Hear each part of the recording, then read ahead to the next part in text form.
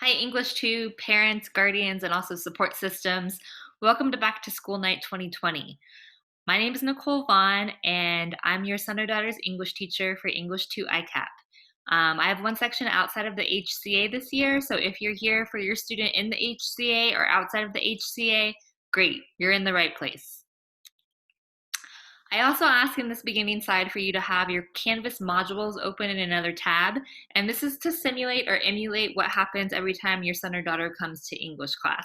So every slide, I tell the student what they need to have out and ready to engage in distance learning, and it looks very much like this. So our agenda for this video, a brief welcome. I'm going to explain to you my background as a teacher, talk to you about expectations for the year, go over the text that we're going to read, and also ways that you can stay in touch with me and what you can maybe do to encourage learning to be happening at home. So for the kickoff, this is a way that I start class every class period, and it's just a way for a student to engage in the learning without having to worry about being right or wrong. It's usually very opinion-based. Usually they're doing some sort of analysis of a quote or of a work of art or of a brief video or of a picture. But for you, what I'd like you to do for your kickoff is to take a moment to think about one thing that you want for your son or daughter this year from this class. We'll take 30 seconds for you to do that.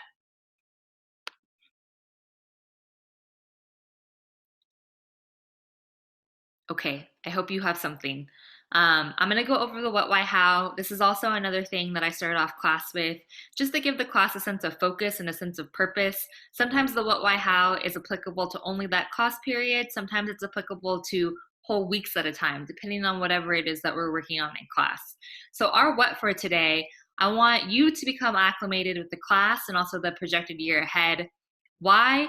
I want you to be able to better understand the curriculum covered in class this year so you can see a through line and a sense of purpose. And then how, I'm going to talk to you a little bit about myself and the course. And I guess I will be able to know whether or not you have retained the information based on a Google form that I'm going to ask you to complete at the end of this. And hopefully you also feel a little sense of comfort about distance learning in that process too. All right, so a little bit about me. This is my 11th year teaching. This is my 8th year at Sequoia. I taught my first 3 years at Terra Nova High School in Pacifica before coming to Sequoia.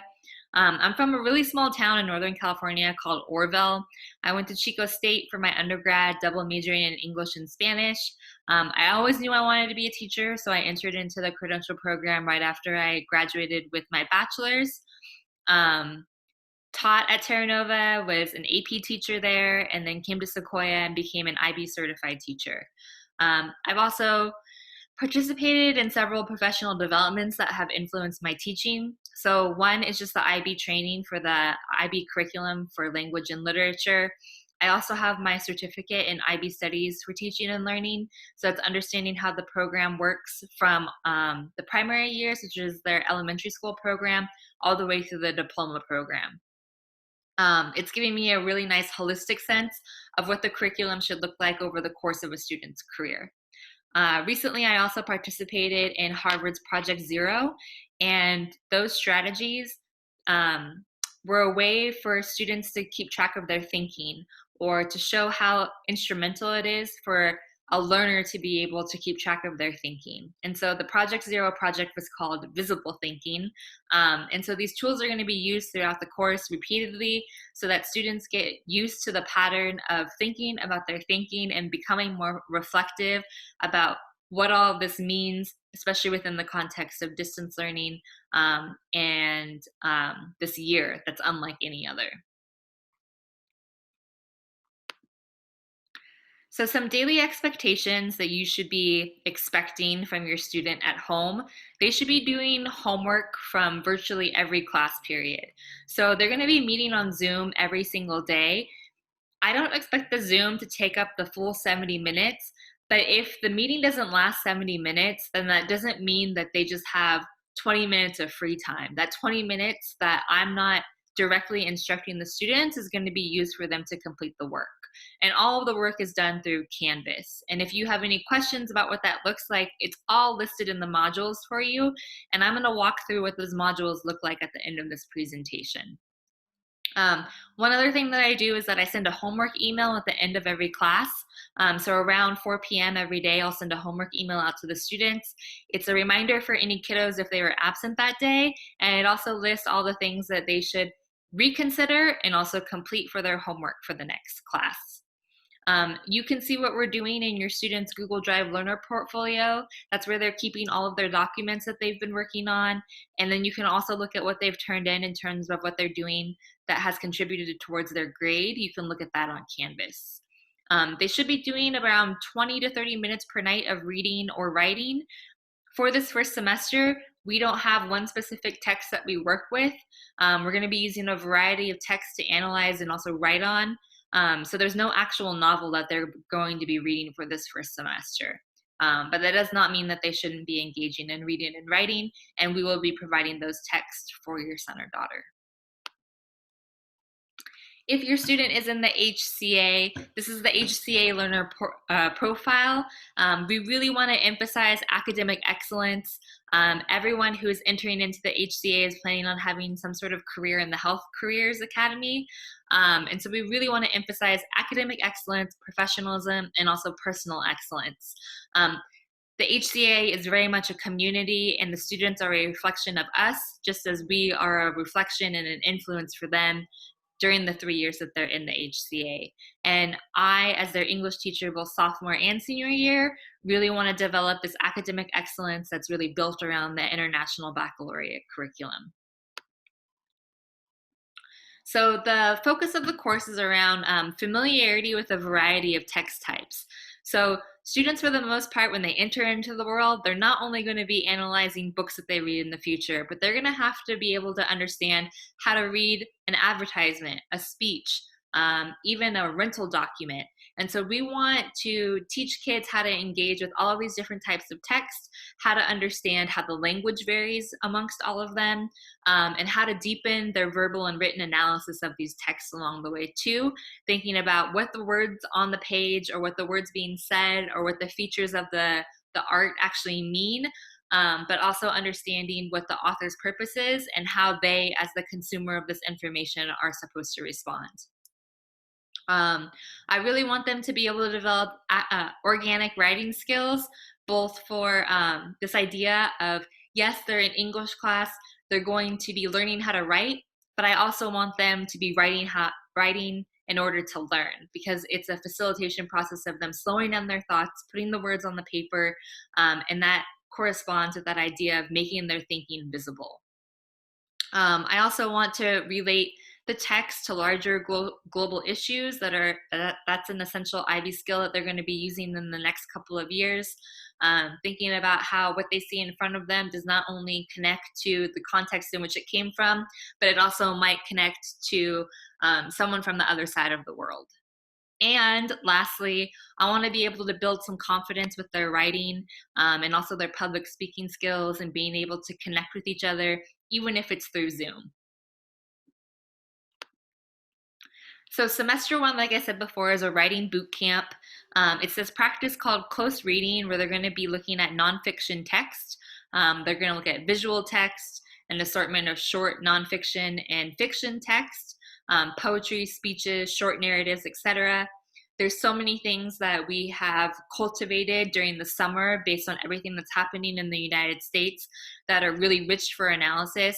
And we hope that it not only engages students in the moment, but it also helps with that maturity process too. For semester two, they're going to be reading two texts. So they're going to be reading the play A Raisin in the Sun by Lorraine Hansberry, and they're also going to be reading the novel When the Emperor Was Divine by Julie Otsuka. So A Raisin in the Sun is about housing in Chicago in the 1950s, and then Julie Otsuka's When the Emperor Was Divine was written about Japanese internment. So both are fiction, but they're based on historical events. So we're going to be thinking about what was the history that motivated these writers to write about these texts, and how does it still connect to us today? For grading, I broke it down in this visual if you want to take a look. Assessments for this class are going to be 90%. Practice, meaning homework and also classwork, is going to be 10%. So the bulk of their grade is going to rely on them completing the big assignments for this course. All assignments are going to be graded with a 4-point scale, 4 being an A, going all the way down to 0 for an F. And because of that 4-point scale, it's also going to correspond or change what we traditionally think of for the percentage scale for what makes an A, B, C, D, and an F. And I've listed that or shown that on the slide for you to look at as well. If you want to peek at what we're doing in class, I've screenshot the modules that students will be working from. So this is the main place where they get all of their assignments and resources that they'll need for the week. So the modules are arranged by week number and also date, and then everything is in there that you need. So for instance, I put the week 2 slideshow in there. So that's all the slides from my presentation that I've been showing students this week. It has all of the prompts, it has all the notes, brainstorming, everything that they need is there. So if they forget anything, they have that reference within their Canvas module. They also have their assignments. So if you see anything in the module with a due date and a point value next to it, that means that it's something that they need to complete. Each assignment also has a description of what they need to do with necessary handouts attached to it as well.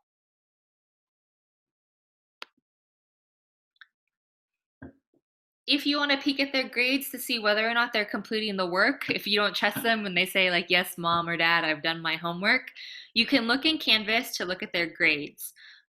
So let me just walk you through this. So if we're looking at this first assignment that says story of our names, it says the due date. And if it says status missing, then that means that the student has not submitted anything into Canvas, and there needed to be something that was submitted to Canvas. So not only did this student not turn something in, but it hasn't been graded yet because there isn't a score entered. This cultural artifact presentation, they might have turned it in because there isn't the red missing stamp and there isn't a score either. So that means that they might have submitted it, but it just hasn't been graded yet.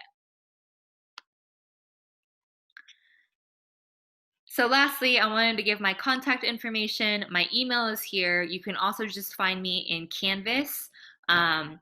Expect a 24-hour response if you email me.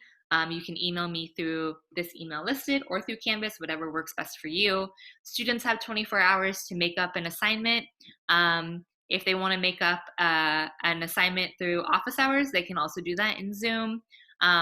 My encouragement, my main number one encouragement is to be sure to communicate.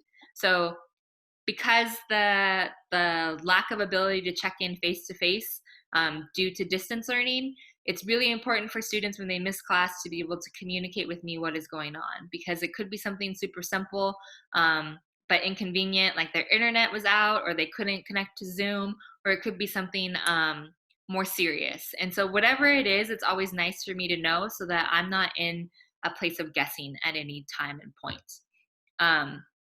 If you open up this slideshow in Canvas, so in the home page, there should be links that say necessary links for back to school night, and then there is a Google form that's listed. You can click that, or you can also click or open this presentation, go to the last slide, and then click this exit ticket. And this is just a survey for me to check in with you and also share a little something that I might not know yet about your son or daughter, since we're only about a week and a half into the school year. Again, reach out to me, communicate with me if you have any sorts of questions.